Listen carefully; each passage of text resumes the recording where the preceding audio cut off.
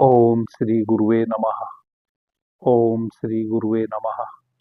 ओम श्री गुरुवे नमः। आदरणीय मित्रों, विज्ञान भैरव तंत्र की इस चर्चा में मैं आपका स्वागत करता हूं। विज्ञान भैरव तंत्र की सूत्र नंबर 3 पर आज हम चर्चा करेंगे। सूत्र नंबर 3 का मतलब है जो 112 विधियां भगवान भैरव ने भैरवी को कही है, वह जो तीसरी विधि है उस पर हम चर्चा करेंगे। विज्ञान भैरव तंत्र श्वासों का विज्ञान है और मैंने विज्ञान भैरव तंत्र को इस चैनल पर स्वर विज्ञान के समापन के पश्चात इस कारण से शुरू किया है क्योंकि स्वर विज्ञान भी श्वासों का विज्ञान है और विज्ञान भैरव तंत्र भी श्वासों का विज्ञान है। स्वर विज्ञान से संबंधित हमने 40 से अधिक चर्चा की है। जिन मित्रों ने वह चर्चाएं सुनी हैं उनके लिए विज्ञान भैरव तंत्र को समझना बहुत ही सुलभ और सहज हो जाने वाला है, क्योंकि 40 से अधिक चर्चाएं जो स्वर विज्ञान की हमने की हैं, श्वासों का क्या करिश्मा है उसको मित्र समझ गए होंगे। कैसे यह श्वास जीवनदायिनी है, कैसे एक एक भीतर बाहर आती जाती श्वास हमारे जीवन और मृत्यु से पल पल हमें अनुभव कराती है, कैसे हमारी भीतर आती जाती श्वास हमारे जीवन में विभिन्न विभिन्न दुख और सुख का कारण बनती है, कैसे हमारी श्वासें हमारे जीवन में हमारे यश और अपयश, अच्छे और बुरे का कारण बनती है। आदरणीय मित्रों, स्वर विज्ञान को हम और अति सूक्ष्मता से फिर से शुरू किए हैं। हमारा एक चैनल है बाबा जी कहो, उस चैनल पर स्वर विज्ञान की पुनरावृत्ति हो रही है। बहुत ही सहज रूप से हम वहां स्वर विज्ञान की शुरुआत कर चुके हैं। जिन मित्रों को स्वर विज्ञान को और अति सूक्ष्मता से समझना है वह वहां भी उस चैनल पर स्वर विज्ञान से संबंधित चर्चाओं को सुन सकते हैं और अभ्यास कर सकते हैं। भगवान भैरव मां भैरवी से कह रहे हैं। भगवान भैरव तीसरा जो ध्यान का सूत्र है उसमें भैरवी से कह रहे हैं, हे देवी, जब आपका श्वास आपके हृदय रंध्र से, आपके हृदय कमल कोश से यात्रा करते हुए आपके द्वादशांग से में प्रवेश करते हुए नासिका से बाहर 12 अंगुल बहेगा और आकाश में विलीन हो जाएगा और अपान वायु भीतर अभी आई नहीं है, यानी कि प्राण आपका बाहर चला गया, बाहर बहती श्वास के साथ प्राण आपका बाहर चला गया, आपके हृदय कमल कोश से निकलकर, और अपान वायु अभी भीतर नहीं आई है। हे देवी, उस क्षण में ठहर जाना, वह जो क्षण है वह अति महत्वपूर्ण है, वह बहुत सूक्ष्म क्षण है। उस क्षण में यदि आप स्वयं को ठहरा लेते हैं तो आप मुझ भैरव के स्वरूप को जान लेंगे, क्योंकि मुझ भैरव का जो स्वरूप है वह स्वरूप है शांत अवस्था, जहां कोई हलन चलन नहीं, जहां जीवन तो है लेकिन किसी भी प्रकार का स्पंदन नहीं है। स्पंदन होता है शक्ति के कारण, और शक्ति स्पंदन कर पाती है चेतना के कारण। तो चेतना रूपी उस भैरव को भैरवी तभी जान सकती है जब वह अकंप हो जाए, कोई कंपन जब ना रहे, जब चित्त की अवस्था वैसी हो जहां कोई कंपन नहीं है, जहां दीपक की लो जरा भी अब कप नहीं रही है। देखते हैं ना, जब हम दीपक जलाते हैं तो हवा का हल्का सा झरोखा दीपक की लो को दायां बायां, पूरब से पश्चिम, पश्चिम से पूरब, उत्तर से दक्षिण और दक्षिण से उत्तर दीपक की लो ऐसे लहरती रहती है और कभी ऊंची उठती है, कभी नीचे बैठ जाती है हवा के झोंके से। वह है दीपक की लो का कंपन। तो भैरव कह रहे हैं कि हे देवी, जब कोई कंपन ना बचे, और वह अवस्था कब होगी? जब आपका श्वास, जब आपका प्राण आपके हृदय कमल कोश से यात्रा करते हुए आपके द्वादशांग, आपके आज्ञा चक्र,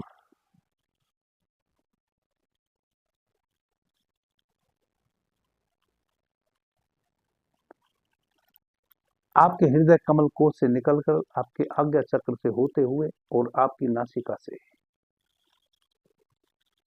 12 अंगुल श्वास बाहर बहे और फिर इस पूरे ब्रह्मांड में खो जाए। हे देवी, अपान वायु उस समय भीतर ना आए, अपान वायु का क्षण भर के लिए बाहर कुंभक हो जाए और भीतर एक शून्यता बच जाए, एक खालीपन बच जाए।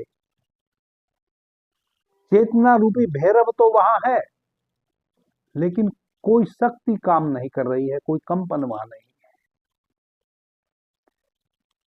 चेतना की शक्ति क्या है? प्राण। और प्राण किस प्रकार से कार्य करता है? आपके शरीर से, शरीर के माध्यम से। आपका जो यह शरीर है 5 तत्वों से निर्मित, पृथ्वी, जल, अग्नि, वायु और आकाश, इस शरीर के भीतर जो चेतना रूपी वह परम पिता परमात्मा है, जिसको आप भैरव कहते हैं, जिसको आप शिव कहें, वह है अकंप। वहां कोई कंपन नहीं है। और वह है निर्विकल्प, वहां कोई विकल्प भी नहीं है। और वह जो चेतना आपकी है,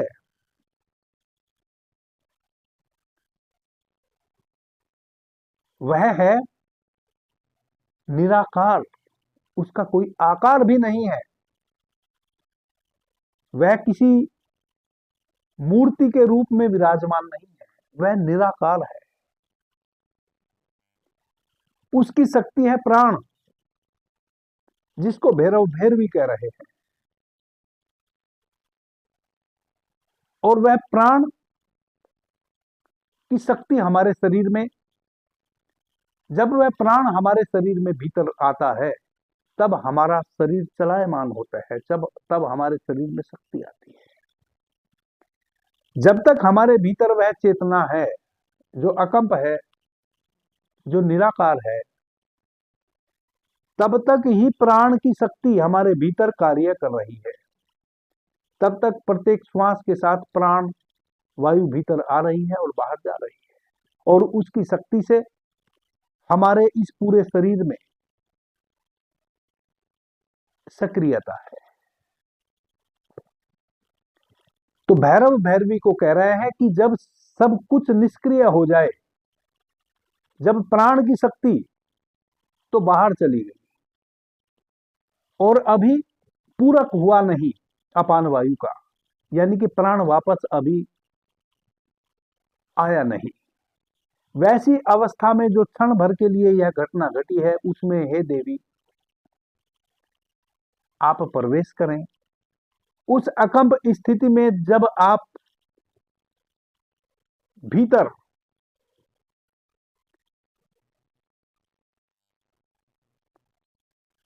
अंतर्मुखी होके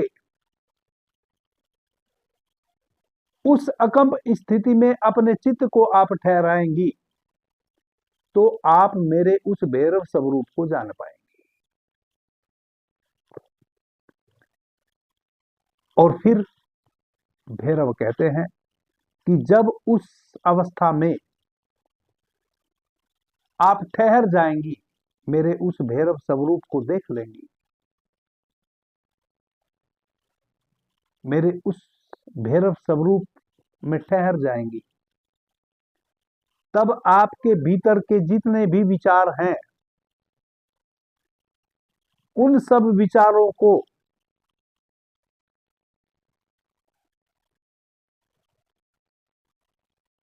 आप अपनी उस चेतना के प्रकाश में जला के राख कर देंगे।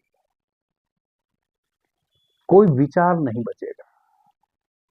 जैसे कोई कंपन ना बचा, वैसे ही कोई विचार भी अब आपके पास नहीं बचेगा।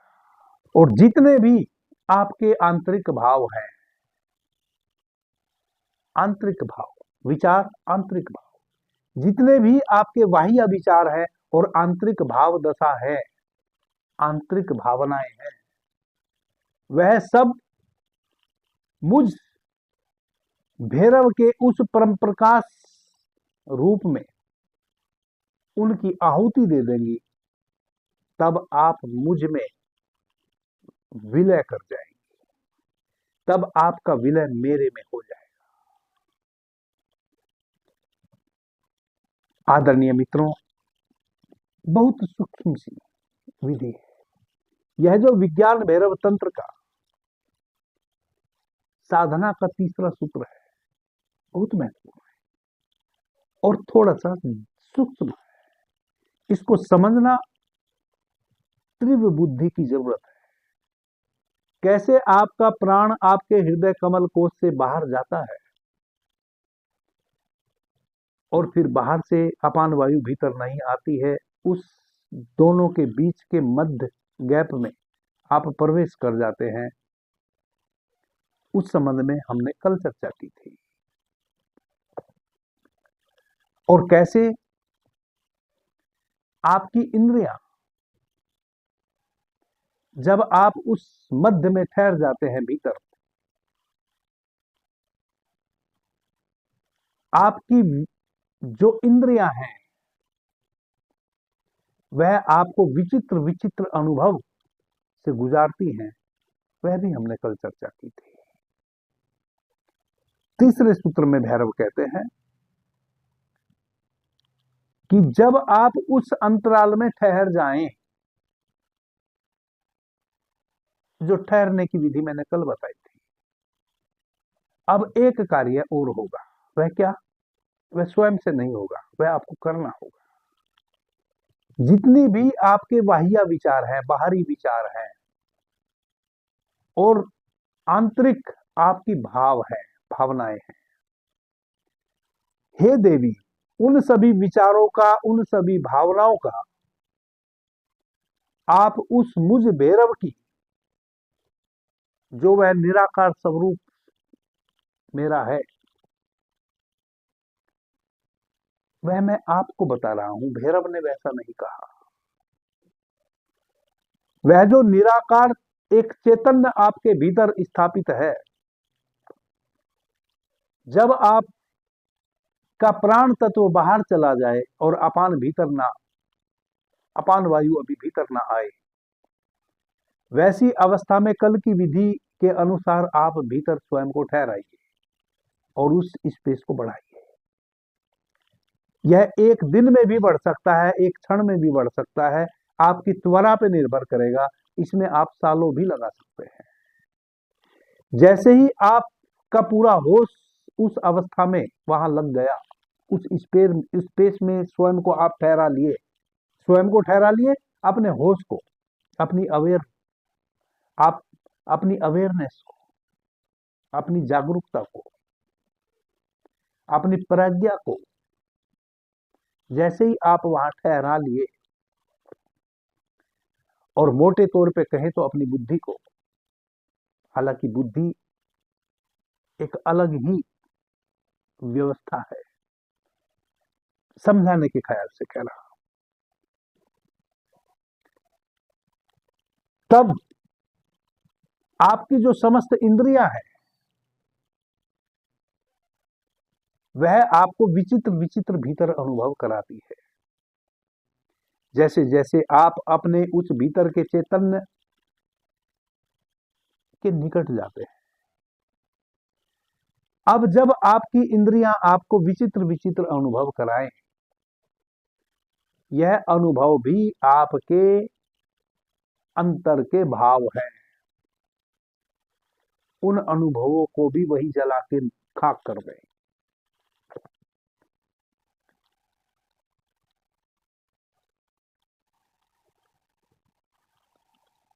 और जो बाहर के विचार हैं आपके,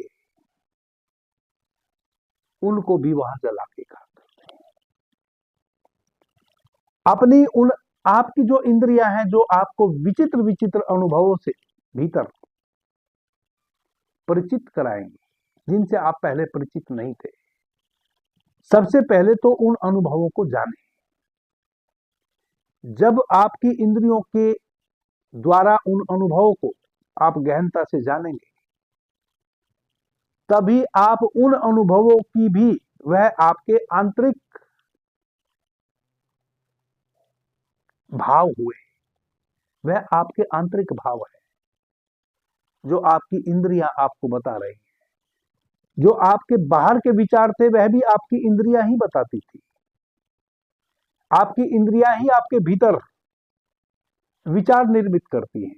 जब आप आंख से बाहर देखते हैं, कोई दृश्य आपको अच्छा लगा तो एक विचार निर्मित होता है, आहा कितना अच्छा।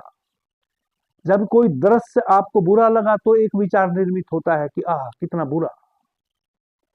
वैसे ही आपकी घ्राणेन्द्रिय जब कोई अच्छी सुगंध को भीतर ग्रहण करती है तो आहा, और जब कोई दुर्गंध से वह भरती है तो यह अच्छे और बुरे के अनुभव जो आपकी समस्त इंद्रियां अभी तक आपको बाहर से कराती रही हैं, वह थे आपके विचार। क्योंकि इंद्रियों के जो बाहर के अनुभव हैं, उन्हीं से तो विचार निर्मित होते हैं। आपके कानों ने कुछ बुरा सुन लिया तो आपके भीतर विचार निर्मित हुआ, अच्छा सुन लिया तो विचार निर्मित हुआ। जो भी ये आपकी इंद्रियां हैं, जो भी पांच आपकी इंद्रियां हैं, इन पांचों इंद्रियों के बाहर के जो अनुभव है, उन बाहर के अनुभवों पे आपके विचार निर्मित होते हैं। यही इंद्रियां अब चूंकि आपको भीतर विलक्षण अनुभवों से दो चार करा रही है, जिनसे आप पहले कभी नहीं थे, जिनके विषय में कहीं आपने पढ़ा भी नहीं था, सुना भी नहीं था। यह मैं क्यों कह रहा हूं? क्योंकि मेरा अपना अनुभव यह है कि जब भी आप साधना की गहनता में प्रवेश करेंगे, सभी मित्रों के अपने अलग अनुभव होंगे, और वह अनुभव वैसे होंगे जो कहीं किताबों में नहीं होंगे, जो किसी भी शास्त्र में नहीं होंगे। शास्त्रों से मेल तो खाएंगे, जो भी आपके अनुभव होंगे वह होंगे तो शास्त्र संगत ही, लेकिन बिल्कुल वैसे नहीं होंगे जैसे शास्त्रों में लिखा हुआ है। शास्त्रों में लिखा हुआ तो बस वैसे ही आप समझो जैसे किसी कवि ने किसी के चेहरे की इतनी उपमा देकर, हजारों प्रकार से उपमा देकर किसी के चेहरे को, उसके सौंदर्य को अपनी काव्य से उघाड़ने की कोशिश की। एक कवि को आप देखते हैं,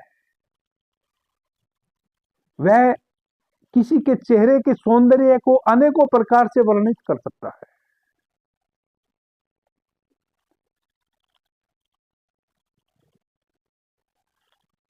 तो शास्त्र में ऐसे ही है।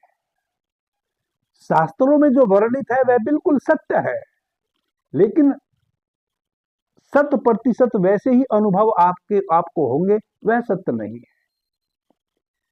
शास्त्र शास्त्र में जो लिखा है, आपका अनुभव उसकी गवाही तो देगा कि हां, अब मैं कह सकता हूं कि जो शास्त्र में लिखा है वह शब्द से सत्य है, क्योंकि मैंने भी वैसा अनुभव किया है जो शास्त्रों में लिखा है। लेकिन वह शब्द से नहीं होगा। तो जो आपकी इंद्रियां भीतर आपको अनुभव करा रही हैं, वह अनूठे होंगे, वह आपके होंगे, लेकिन वह अनुभव ऐसे होंगे जो दूसरों के अनुभवों से मेल खाएंगे।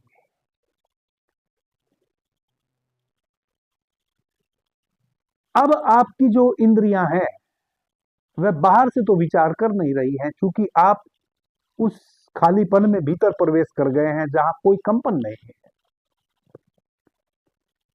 तो जो भीतर आपकी इंद्रियां आपको अनुभव करा रही हैं, वह हैं आपके मन के, आपके भीतर के भाव। उन भावों को भी गिर जाने देना है। और जब उन भावों को भी हे देवी आप गिरा देंगी, तब आप मेरे में एकाकार हो जाएंगे। तब आप मुझ भैरव के असली स्वरूप को जान पाएंगे। तब आप भैरव ही हो जाएंगे। तब आप भैरव ही हो जाएंगे जब आप उन भीतर के मनोभावों को भी समाप्त कर देंगे। कल हम चौथी विधि पर चर्चा करेंगे। अभी के लिए इतना ही। आपने मुझे ध्यान से, प्रेम से सुना, उससे मैं बहुत अनुग्रहित हूं। सभी मित्रों को मेरा प्रणाम। धन्यवाद। हर हर महादेव।